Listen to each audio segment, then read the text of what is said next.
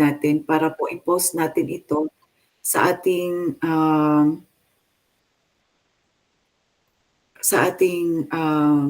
wait lang po, okey. Para po sa ating, Living with Meditation page para lahat po ay meron po silang chance na mapanood yung ating,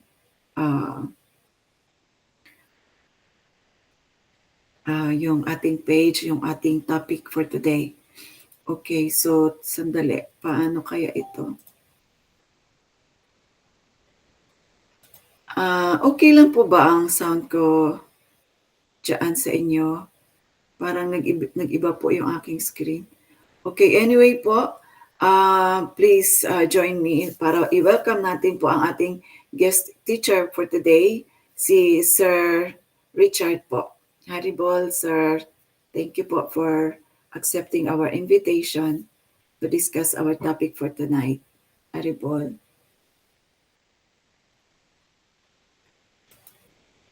Sir, teka po. Hindi po kayo naririnig ulit.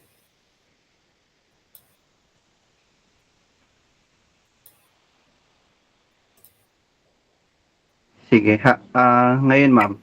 Ayan, meron na po. Meron na. Siguro, yung mic ko siguro ang hindi nag-work. Anyway. Okay po. Okay. Alright. Ayan, may sound na po, sir, ngayon. Okay. Haribol. Magandang gabi po sa inyong lahat. Bago po tayo mag-start ng talk tungkol sa topic ngayong Saturday Community Call ay magbibigay muna ako ng aking humble respect sa aking teacher.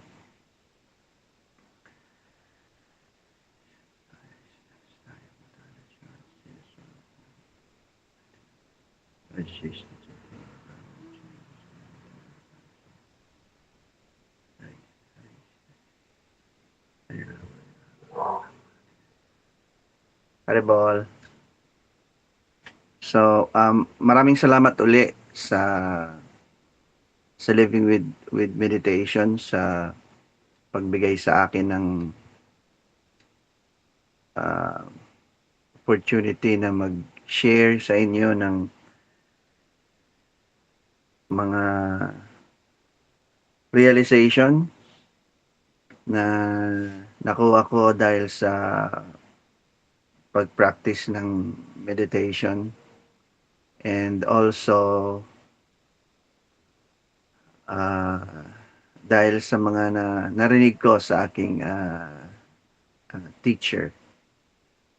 Okay, so yung marinig ninyo ay tungkol sa karma, fate, and destiny. Ito ay hindi ito yung natutunan or hindi ito yung nabasa ko lang. O sinabi lang sa akin ng sino man. Hindi ko ito parang inimbento, okay, o pinag-isipan ng mabuti at ako mismo yung nakagawa nitong information or wisdom tungkol sa karma. Sabi ko nga kanina, ito ay base sa realisasyon ko dahil sa regular na pagpapractice ng meditation. And at the same time, dahil sa wisdom na narinig ko at natutunan ko sa aking teacher. Ayan. Um, Sana okay po kayong lahat. Sana talagang mabigyan nyo ng time ngayong gabi na pakinggan itong wisdom tungkol sa karma. At sana makonsider ninyo itong mga wisdom na ito. Especially yung pagpapractice ng meditation. Kung kayo ay naturuan na ng pagpractice ng meditation,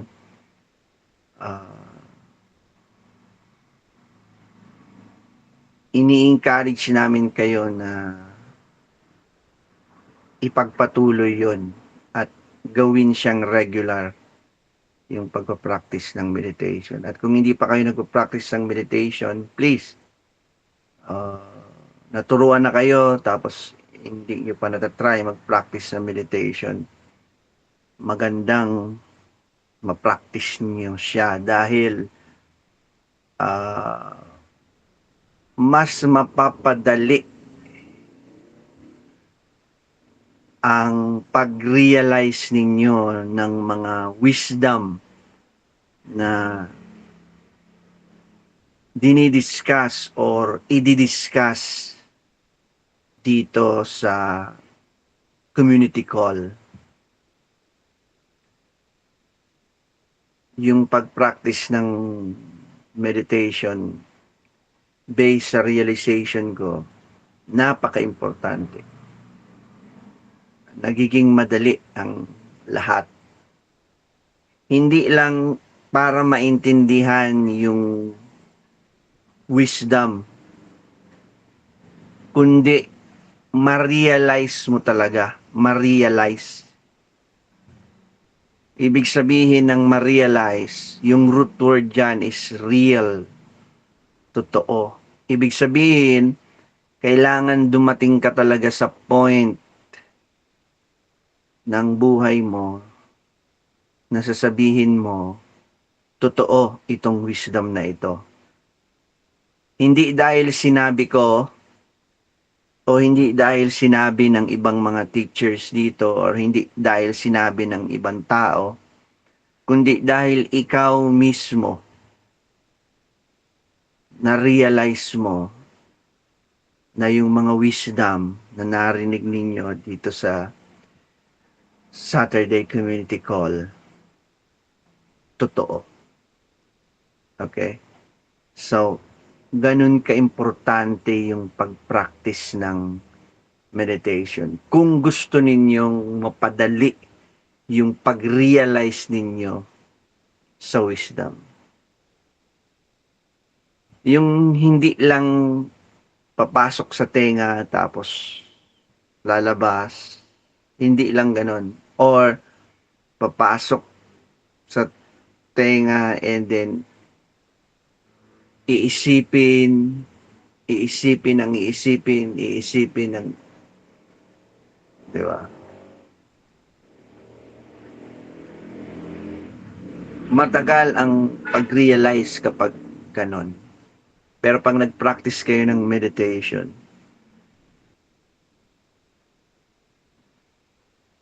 napapadali ang lahat. Okay? So, yun yung introduction. So, itong topic ngayon, karma, fate, and destiny. Ito yung nanalo sa poll, 'di ba? So, nagpa-poll yung living with meditation, ng mga topics. Hindi ko alam kung ano yung iba pa, pero ito ata yung may pinakamaraming votes. That's why we are having this topic. Karma. Okay? Pag sinabing karma, it is a Sanskrit term. It means action. It means activity. Activity. Mga ginagawa. Mga gawain. Yun ang ibig sabihin ng karma. Ngayon, sa bawat action na ginagawa natin, meron siyang reaksyon. Ang tawag diyan, karmic reaction. Ang tawag diyan, karmic reaction. In every action, okay, sabi sa science, there is an equal and opposite reaction. Yun yung law of karma. Sabi ni Lord Jesus Christ, what you reap is what you sow. Kung ano yung tinanim mo, yun ang aanihin mo. Yan ang batas ng karma. Okay? Ginawa yan ng Diyos, yung law of karma.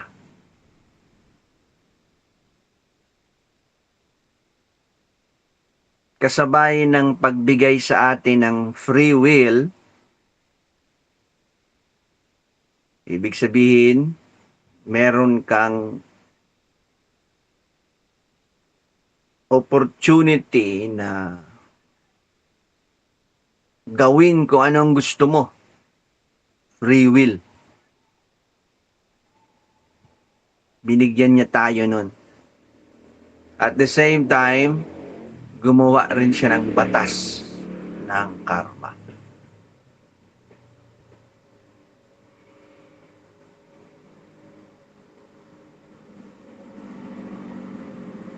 So, sa bawat aksyon na ginagawa mo, meron siyang reaksyon. Sa bawat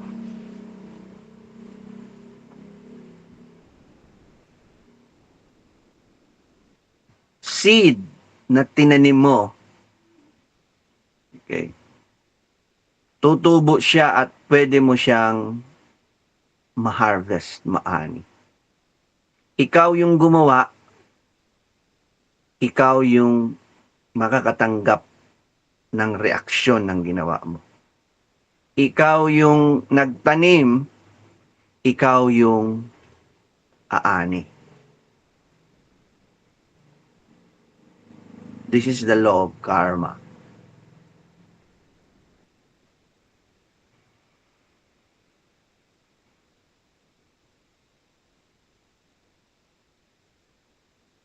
So, yung kapalaran mo, yung faith mo, at yung patutunguhan mo, yung destiny mo, nakasalalay yan sa'yo.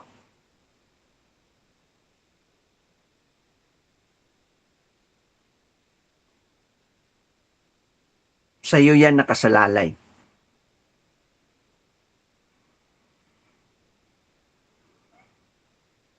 Sabi ng law of karma, kung gusto mo sa future mo, ikaw ay mag-enjoy,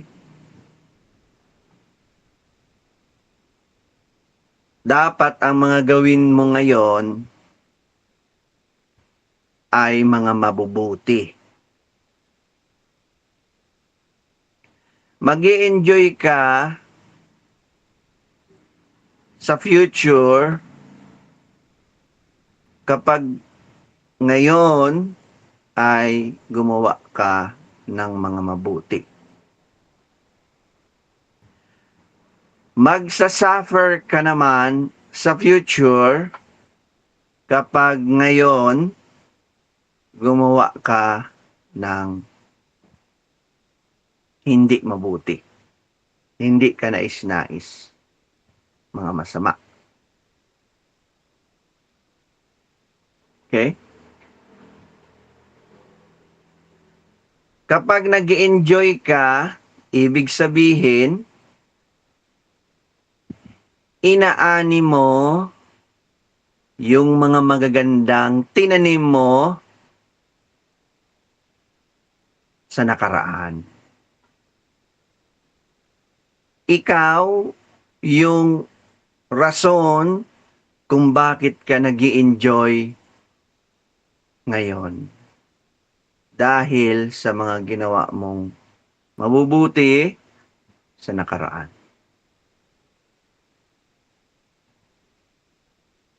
Ibig sabihin din, kung ikaw ay nagsasuffer ngayon, ikaw ay nakaka-experience ng anxiety, depression,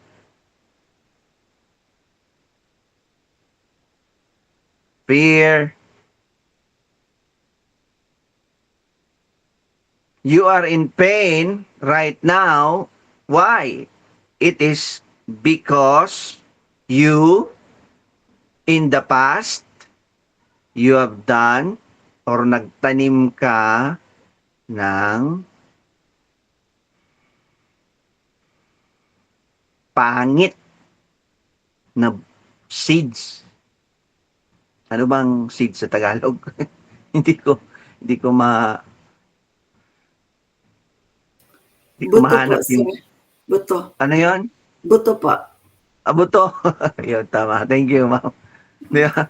Nagtanim ka ng pangit na buto sa nakaraan. Oh. Dahil diyan, mag-aani ka ng pain, ng suffering. No one is to blame of your suffering except you. And no one should be recognized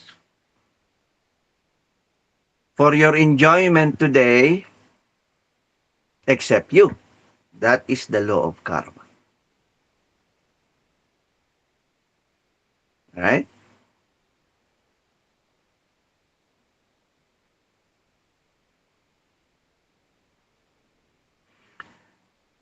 Pero pwede kayong magtanong. By the way, ako pala si Kuya Chad, no? Sa isang FB page, Sir Richard naman yung ginagamit ko doon na name. Dito sa Living with Meditation, Kuya Chad. Every Sunday, 4 p.m. yung usaping buhay kapag kayo ay libreng bukas every Sunday, 4 p.m. Okay, nagpa-plug na ako ng Sunday program. Usaping buhay, real talk, real answers. Okay. Pwede niyong tanungin, Kuya Chad, 30 years old na ako ngayon. Since birth, wala akong ginawang masama. Bakit ako nagsasuffer ngayon? Oh. Bakit ganito ang kapalaran ko ngayon? Ako ay in pain. Ako ay nagsasuffer. Simula. Bata. Lahat mabubuti yung mga ginagawa ko. Magagandang buto yung mga tinatanim ko. Bakit po ako ngayon nagsasuffer? Para masagot yan, kailangan i-discuss ang science of reincarnation. Okay? Side by side yan, pinag-uusapan yung karma at reincarnation. Yung reincarnation, ito yung pagtatransfer ng soul from one body to the next body. Yung reincarnation, sabi ng teacher namin, yung prefix dyan ay re, and yung carnation dyan, ang root word dyan, ang carnation comes from the word carnal. And carnal refers to flesh and blood. Reincarnation means to be in another body again. So, sino yung pupunta sa bagong katawan? Yung soul. Kung naturuan na kayo ng meditation class 1 or mental health workshop week 1, kung kayo ay naturuan na niyan o napanood nyo na yung mga videos na yan, pag sinabing soul, tayo yon, mga kaibigan. Wala tayong soul. Siguro narinig nyo na yan sa mga previous speakers. Wala tayong soul. Okay? Nung hindi pa ako nag-chant, parati kong sinasabi yan at iniisip. Kahit sa mga tula na ginagawa ko o mga kantang ginagawa ko, ang aking kaluluwa, ang sakuyang kalag, that's in Bicol, ang aking kaluluwa. My soul, di ba? Sabi niya. Sabi sa mga kanta, di ba? I've lost my soul. I'm trying to find my soul. Sabi. Hinahanap ko ang aking kaluluwa. Soul searching. Oh, di ba? Sabi niya, soul searching. Tama yung soul searching kung yung soul refers to the person searching. Yes. Tama yun. Pero kapag sinabi mong soul searching at ang ibig sabihin nun ay ikaw, hinahanap mo yung soul mo, mali yun. Paano mo hahanapin yung soul mo? Ikaw nga yun eh. You're the one looking. You are the soul. We are spiritual beings, sabi ni Lord Jesus Christ. We are not material beings. Hindi tayo itong katawan, sabi ni Lord Jesus Christ. We are all spirit souls. We are all children of God. So, reincarnation means the soul, tayo, yung person, transfers from one body to the next body. Yan. Transfers from one body to the next body.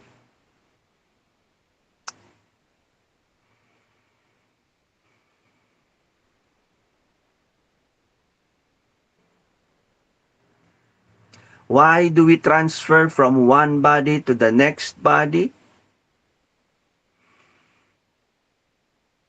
To answer that, kailangan din natin maintindihan na tayong soul ay nababalutan ng dalawang uri ng katawan. Yung kitang-kitang bumabalot sa atin ay yung physical gross body.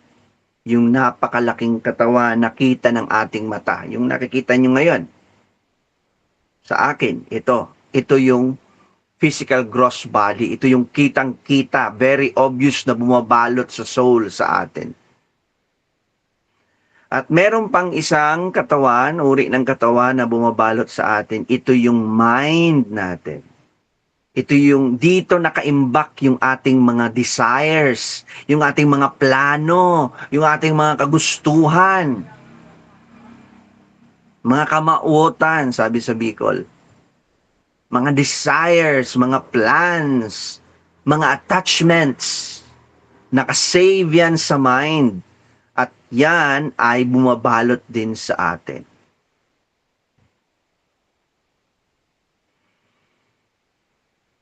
Death means, ang ibig sabihin ng kamatayan, hindi ibig sabihin mamamatay ako, yung soul, mamamatay yung soul, no. Pag sinabing death, pag sinabing kamatayan, ibig sabihin, yung katawan na physical gross body, yung obvious, very obvious na bumabalot sa atin, hindi na siya pwedeng gamitin. Kaya ako, yung soul, kailangan ko nang umalis. Kailangan ko nang umalis dito sa katawan na ito. Na physical gross body. Yun ang ibig sabihin ng death. So nawala na yung physical gross body, yung napakalaking katawan nakita ng ating mata. Wala na siya, patay na siya. Sooner or later, mamamatay naman talaga yan. Pero tayo yung soul, nababalutan pa rin ng mga desires. Nababalutan pa rin tayo ng mga attachments, ng mga plano. Okay? So dahil meron pa tayong mga desires, dahil attached pa tayo sa mundo, dahil meron pa tayong gustong ma-achieve, makuha, matikman, maamoy. Okay? Then God will arrange it so, yan ang desire mo, yan ang gusto mo, then God will arrange it so na magkaroon ka muli ng bagong katawan. Yan. So magkakaroon ng reincarnation. Ibig sabihin, magta-transfer ka na dahil wala na yung katawan mong physical gross body, pupunta ka na sa bagong katawan na ibibigay sa atin ng Diyos dahil, bakit yun ang binigay sa atin? Dahil yun ang laman ng mind natin. Dahil yun yung dinidesire natin. Desire siya, desire, kagustuhan. Nasa mind lang. Dahil sa kagustuhan mong magawa iyang dinidesire mo, kailangan mo ng katawan. Di ba? Di ba? Yung desire mo na gusto mong maging sikat, gusto mong maging mayaman, gusto mong maging powerful, gusto mo itong matikman, gusto mo itong mahawakan, gusto mo itong makita, gusto mo itong marinig. Yung mga material desires, ibig sabihin yung mga desires na may kinalaman sa ating mga senses, sa ating mga katawan. So, para yun ma-achieve, di ba? Para yun magawa yung desire, yung kailangan mo ng katawan. Dahil yun ang gusto mo, yun ang ibibigay ng Diyos sa atin.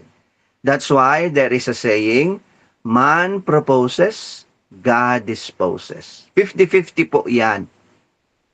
Yan ang gusto mo, yan ang ibibigay sa iyo. So God is not responsible, okay?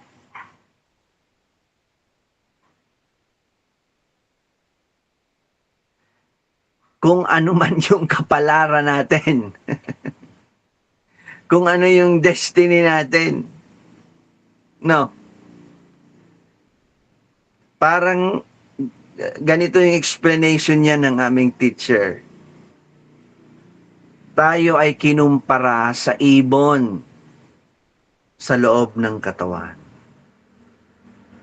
Tayo na ibon, ang gusto lang nating gawin, lumipad from one tree to the next tree, to the other tree. Okay? Maglipad-lipad sa kagubatan. Transfer from one tree to the next tree.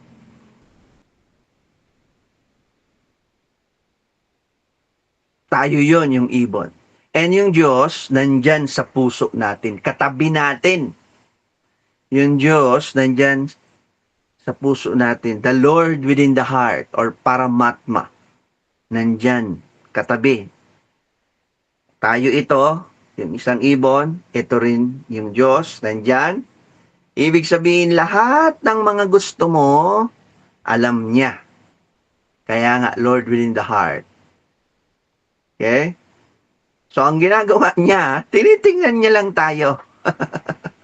Okay? Binibigyan niya tayo ng free will. Kaya tayo, gusto natin dumapo sa akasyang kahoy. Gusto nating dumapo sa, ano pa ang mga kahoy? Nara. Gusto natin pumunta sa mga halaman. Gusto natin, si God, ang Diyos, susunod lang sa atin.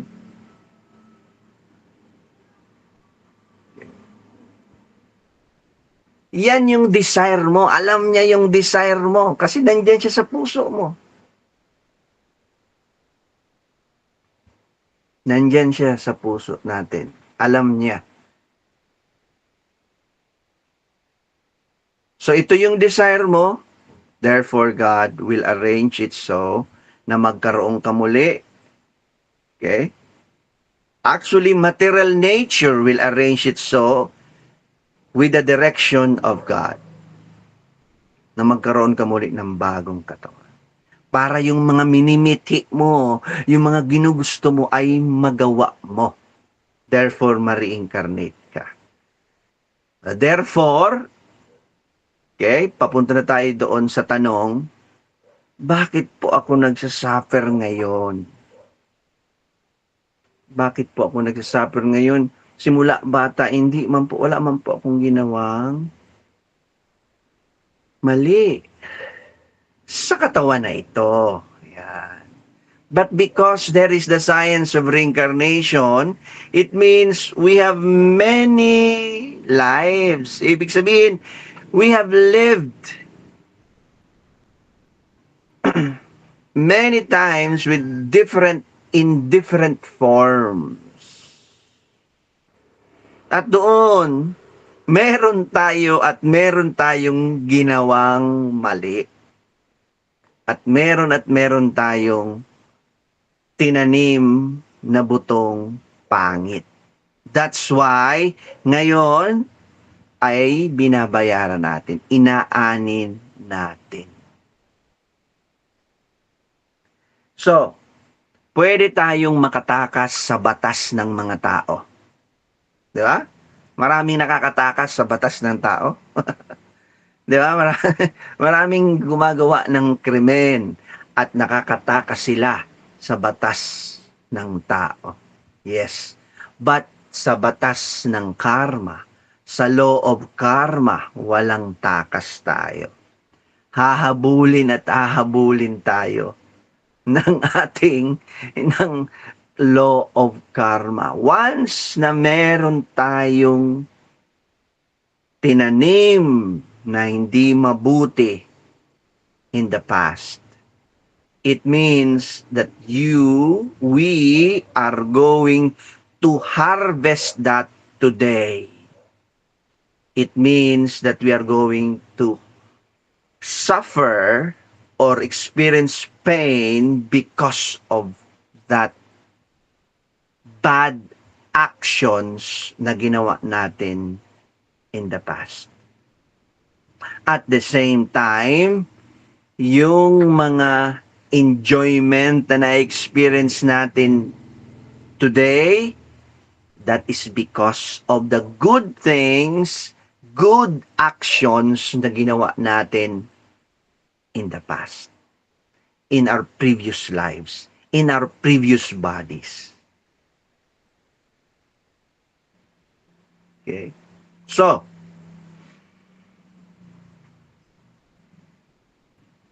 ano ang dapat nating i-conclude dito?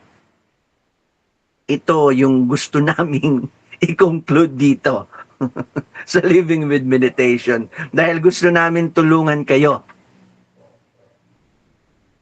Siguro yung iba ang sasabihin, gumawa ka lang ng mabuti. Gumawa ka lang ng mabuti. Di ba? Para sa future, mag-enjoy ka. Aanihin mo yung maganda. Ang problema, paano yung mga maling ginawa natin sa past? Wala kang kawala nun. Habulin at habulin ka. Paano mo yun mapipigilan? Yun ang tanong. Kasi yung paggawa mo ng mabuti ngayon, para yan sa future. Paano mo mapipigilan yung mga maling tinanim mo sa nakaraan, sa previous lives? Hahabulin at hahabulin ka niya.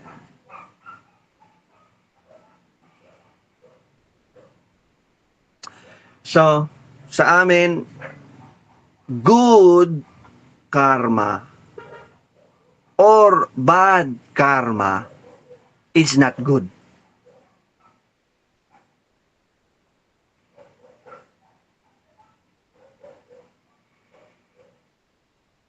Pag good karma kasi, ibig sabihin, hinihintay mo pa yung resulta.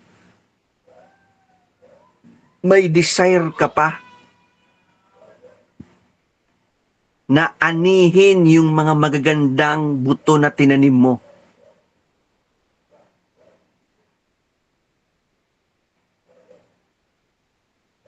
Kaya sa future, maaani mo talaga yung mga magagandang buto na tinanim mo. Ang problema, sa ayaw mo at sa hindi, yung mga madudumi, yung mga pangit, yung mga hindi magagandang buto na tinanim mo, aanihin mo rin sa ayaw mo at sa hindi. Yun ang nakakalungkot. So, kapag nag-practice po tayo ng meditation, especially yung pakikinig at pagsambit o pag-awit ng mga banal na pangalan ng Diyos. Kapag ginawa mo yun regularly, malilinisan yung puso at isip mo.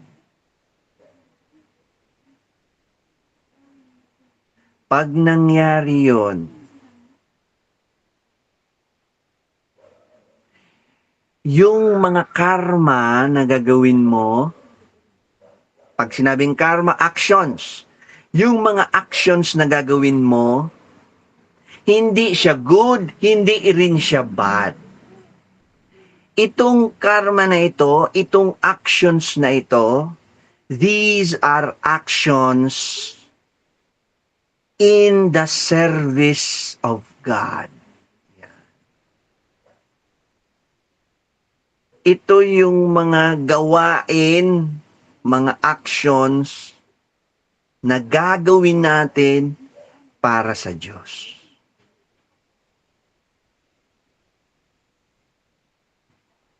Dahil gusto nating i-cultivate yung loving relationship sa Kanya.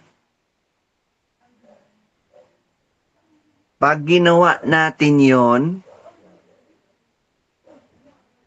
malilinisan lalo ang puso at isip natin. Therefore, the more we will love God, and yung mga bad karmas and good karmas in the past, slowly magbe-burn siya, mabe-burn siya, mawawala siya. Imbis na maputulan ka ng paa, yun dapat yung aanihin mong bad karma.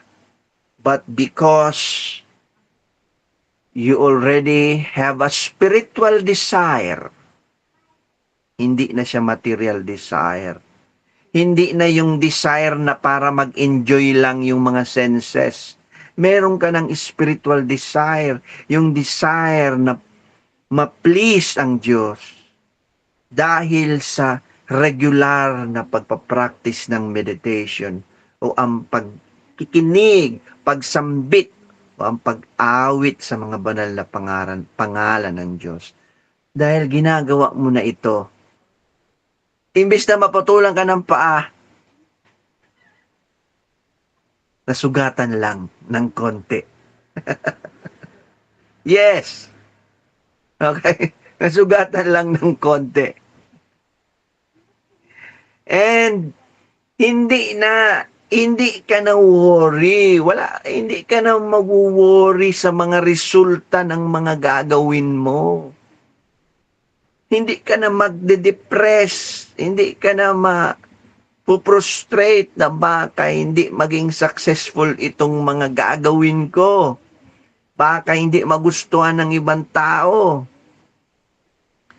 Paano ang magiging kapalaran ko sa mga gagawin ko? Ano yung destiny ko kapag ginawa ko ito? Hindi na tayo mamumroblema niyan. Hindi na tayo ma-anxiety niyan. Dahil yung aksyon na ginagawa natin, itong ginagawa nating mga activities na ito, ginagawa natin siya hindi para sa atin. Hindi rin para sa kapwa natin. Kundi ginagawa natin ito para sa Diyos. At ginagawa natin siya na may pagmamahal. May pagmamahal. Ang tawag dyan, karma yoga. Yoga is love for God. Karma is action in loving service of God. Okay? Akala natin yung yoga exercise lang siya, no? Breathing, poses. No. Yoga is love for God. Walang pinagkaiba sa highest teaching ni Lord Jesus Christ. Sabi ni Lord Jesus Christ, my first and foremost commandment is to love God with all your heart, mind, and entire being. That is yoga. That's love for God. Karma means action. Karma yoga means action in service of love for God. In service of God. So lahat ng mga actions, activities na ginagawa po ninyo, as long as it is pleasing to God, please continue doing it. I repeat, lahat po ng mga activity na ginagawa ninyo na pleasing kay God, please continue doing it. But do that for God. Do that in the service of God. At para sa amin, ang pinaka-highest na dapat nating gawin o gawin ninyo is to regularly hear and chant the holy names of God. Ito dapat yung aksyon na araw-araw nating gawin. Ang makinig at magsambit o mag-awit ng mga banal na pangalan ng Diyos. Pag ginawa mo ito na may pagmamahal, walang good karma, walang bad karma. Anong meron? Real happiness, satisfaction, security, may purpose ka. Okay? So please, practice meditation every day. Haribol. Thank you very much. Haribol, thank you very much po, sir. Meron po bang katanungan yung kayo dyan or gusto niyo i-share insights regarding dito sa ating topic na diniscuss ni Sir Chad?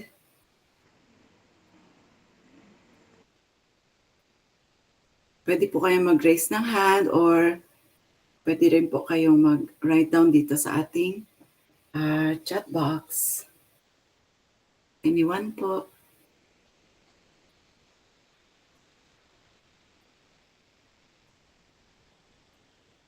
Mukhang wala naman po. Wala, ano? Okay. So, mag-proceed na po tayo sa ating ending kartan. No?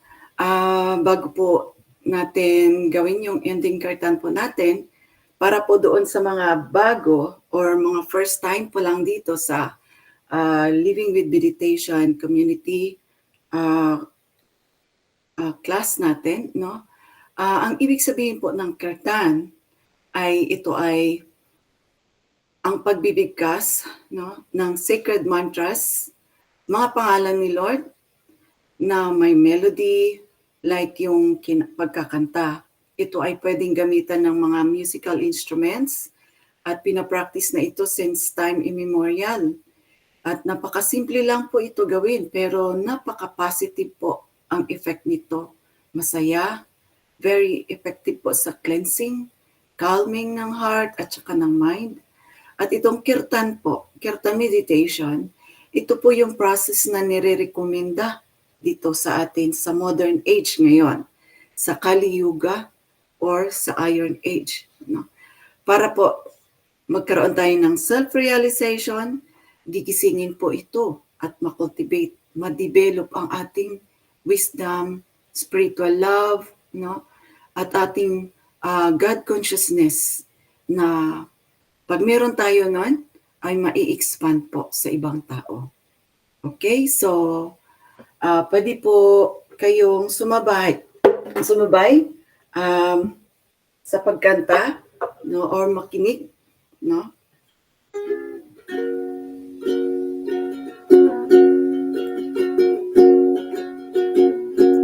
Hare Krishna, Hare Krishna, Krishna Krishna, Hare Hare, Hare Rama, Hare Rama,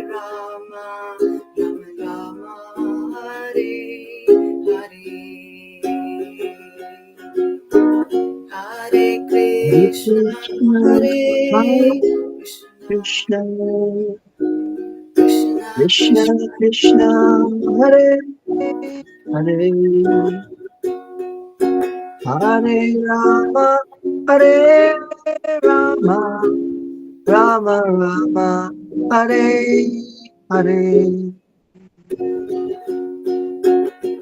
Hare Krishna, Hare Krishna, Krishna Krishna, Hare Hare, Hare Rama, Hare Rama, Rama Rama, Hare Hare. Hare Krishna, Hare Krishna, Krishna Krishna, Hare Hare, Hare Rama, Hare Rama, Rama Rama, Hare Hare. Hare Krishna, Hare Krishna, Krishna Krishna, Hare Hare, Hare Rama, Hare Rama, Rama Rama, Hare Hare. Hare Krishna, Hare Krishna, Krishna Krishna, Hare Hare, Hare Rama, Hare Rama, Rama Rama, Hare Hare. Hare Krishna, Hare Krishna, Krishna Krishna, Hare Hare, Hare Rama, Hare Rama, Rama Rama, Hare Hare. Hare Krishna, Hare Krishna, Krishna Krishna, Hare Hare, Hare Rama, Hare Rama, Rama Rama, Hare Hare. Hare Krishna, Hare Krishna, Krishna Krishna, Hare Hare, Hare Rama, Hare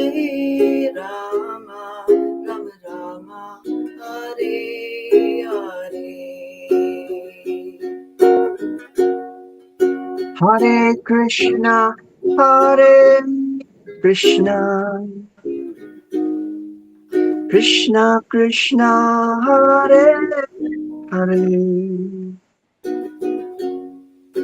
Hare Rama, Hare Rama, Rama Rama, Hare Hare. Hare Krishna, Krishna Krishna, Hare Hare, Hare Rama,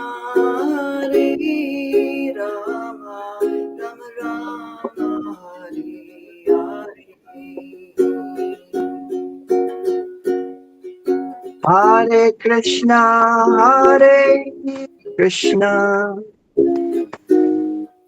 Krishna Krishna, Hare Hare, Hare Rama, Hare Rama, Rama Rama, Hare Hare.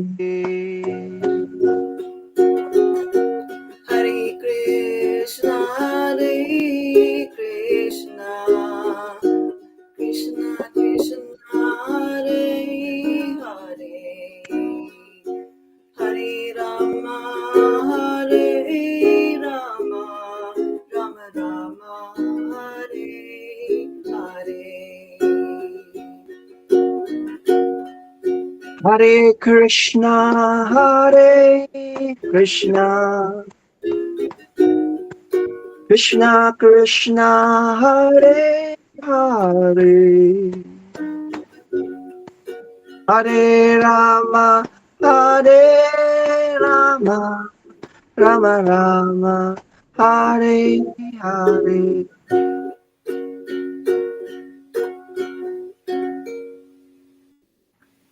Maraming salamat po, sir, sa pagsagot sa ating kartan. At ang ginawa po namin ni sir ay yun po ang tinatawag na call and response. No? Ako ang nakinig, tapos siya kakanta, tapos siya naman ang kakanta, ako naman ang makikinig. Okay, so magandang gabi po sa inyong lahat. Sir, maraming salamat po. At sana po ay ma-invite po namin kayo ulit sa another episode po dito sa ating Saturday Community Call. Maraming salamat po. At sa lahat, Haribol, thank you very much. Thank you very much, everyone. Haribol. thank you, sir. Thank you. At sa lahat po na umattend sa atin ngayon, Ma'am Cindy, Ma'am Evelyn, Gemma, Ma'am Irene, Sir Julius, Leo, Sir Lorenzo, Ma'am Luz Biminda, Ma'am Leeds, Ma'am Maribel, Ma'am Marites, Sir Paul, thank you very much, Sir Richard and Sir Romel. At sa lahat po na nahulog sa ating community call dito, sana po ay magkita-kita tayo ulit next week, Saturday, at i-discuss natin sa bagong topic. At inaasahan po namin kayo na mag-participate ulit sa pag-poll, sa pagboto na ating topic. Okay? So, good evening po sa inyo lahat. Good night po. Haribol. Thank you po, Haribol. Thank you po, Ma'am Nen. Thank you. Thank you po. Thank you.